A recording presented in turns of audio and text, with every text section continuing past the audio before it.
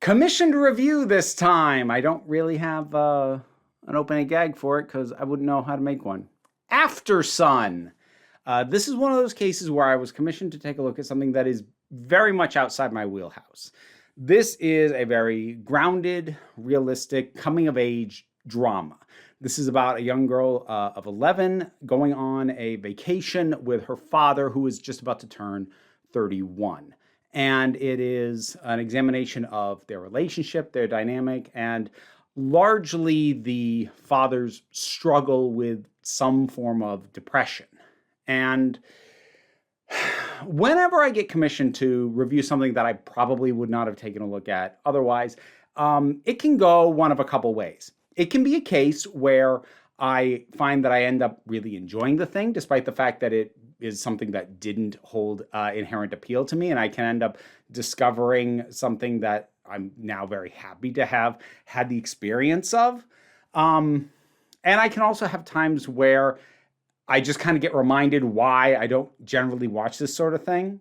That's not the same as the thing being bad, just means that, like, oh, this is why it's generally not for me.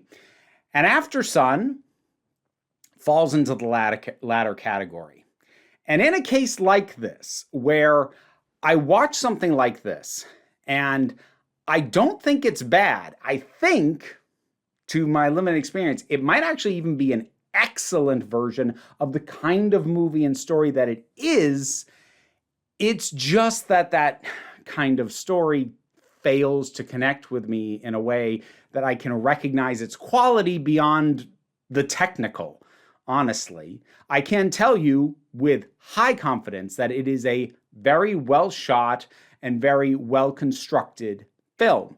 Especially, there's a handful of shots that are just really cleverly done. Use of mirrors, use of a camera being relayed to a TV, and choice of angles. Like, there's some really good put together shots and elements, and it's not too show-offy, and it's not done so often that it kind of dulls the importance of these moments. It's done at important moments. It feels significant. Like, it's an undeniably well-shot movie.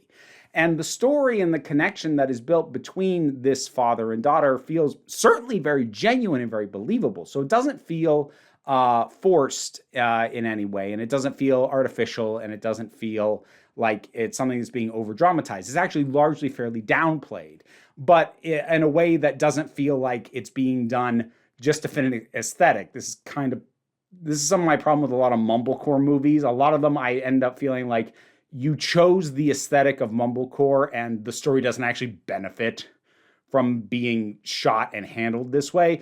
It doesn't enter into that realm. It is downplayed, but not in a way that feels imposed. It just feels like that's the natural extension of this story. The writer-director who did this has been very open with the fact that this is a very personal story, and I think that's another aspect of it, because it's one of those things that feels so personal and so specific to the storyteller that it kind of narrows the potential audience a little bit.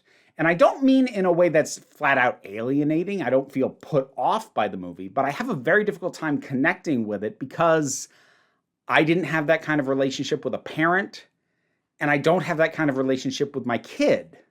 So I am just a little bit held at a distance at both sides of this relationship. And again, I can see that it looks and feels very genuine. And I suspect that for people who can watch this and connect to the kind of story that it's telling more than I can, this is probably going to hit you like a ton of bricks. So, like, an example of something that did that for me, this was a while back, but I did a review of an episode of Accused, the UK series, specifically one called Tracy's Story, that really hit me incredibly hard. But because a lot of what it was doing spoke to so many of my very specific experiences, I suspect that episode of that show probably hit me harder than it would hit about 95% of audiences.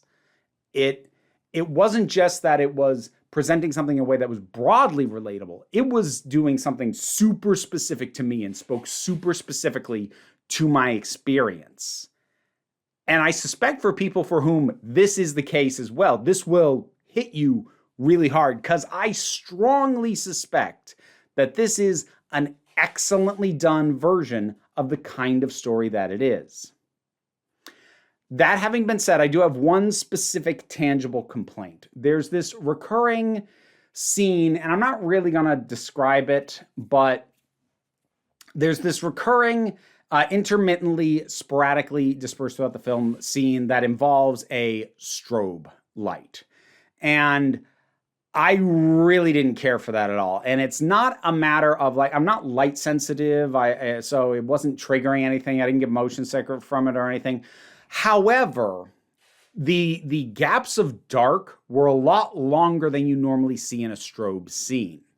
Normally in strobe scenes, well, in use of strobe in general, but in strobe scenes and movies in particular, you have the strobe flashing at a pretty rapid rate so that you can still kind of make out what's going on. It just feels like there's like gaps in the film almost.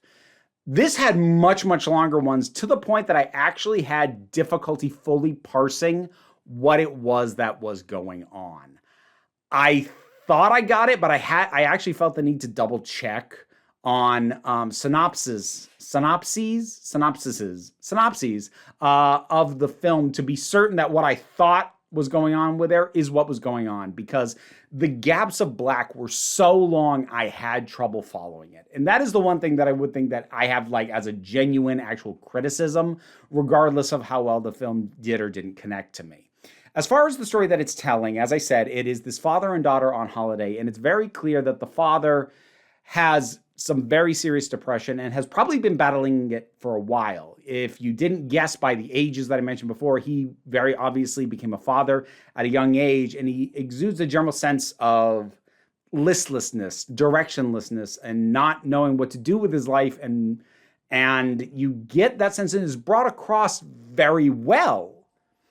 And again, if you either have a loved one with depression that kind of manifests in that way, or you yourself have experienced that kind of thing firsthand, it will probably speak very well to you.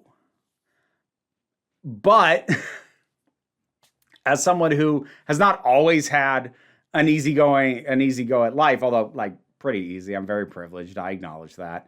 I haven't had those kinds of feelings. And the people in my life that I've experienced, who I care about, who have had depression of some form, it hasn't manifested in a way that correlated to this particular character. So again, it's just kind of, it lacked a way for me to hook in at a personal level. I can still watch this and acknowledge this is well acted, this is undeniably well shot, this is well written, this is incredibly authentic, this feels very, very emotionally genuine.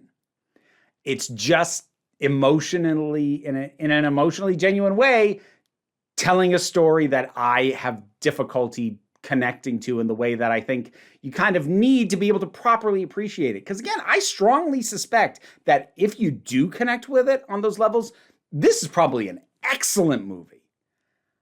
I can't say that definitively though, because as I am very fond of saying on here, I can only speak with the perspective that I have. And I can't guarantee that this is an excellent version of what it's trying to be, but I very, very, very strongly suspect that it is. I just personally didn't have that deep of an experience with it. But that's Aftersun. Again, kind of a reminder of why I don't generally watch super grounded dramas. It's not that I think they're not worth telling. They are. I've espoused, when I talk about my own writing, there is absolutely value in small stories with smaller stakes. That doesn't mean that I am personally attracted to all of them because, you know, I like sci-fi and fantasy. For me, smaller stakes is we're not threatening the entire world. We're keeping it down to the personal level, but I still like my fantastical and I still like my, my more heightened sense of danger, drama, whatever. And I can recognize that this does seem to be a very good grounded drama. I just kind of get bored by grounded dramas. Sorry. I do think it's a good movie, but it wasn't for me. Aftersun.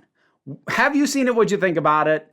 Do you think I have completely missed the point, and that's why I didn't like it that much? I don't know. You tell me. Whatever your thoughts are, drop something down in the comments. Let's talk about it. Patreon pays the bills and enables me to do this as my living. Even if you can't help me out that way, like, share, subscribe. Those are a big help, but don't worry too much about it. We take a relaxed attitude around here, so you can just come on back next time you need a break. Shout out to the patrons who helped make this possible. In particular, I want to thank Robin Moore, Zubin Lutfullah, Goddess Elida, Tarak, the thing that goes joint in the anime, Ruth, Oliver B., Solitary Pictures, Ulrich Bogdan, Melinda Walters, Jen, Auntie Kate 808, Becky Sparks, Fernabilax the Poodle, Robin Powell, T. Love, Tracy Scrappett, Angry Casperl, Dave Hall, and Rosalind Bennett. There's being able to hear me try and pronounce your name, plus a whole bunch of other rewards in the Patreon. You can check out the tiers, but if you're already on the list, thank you so much.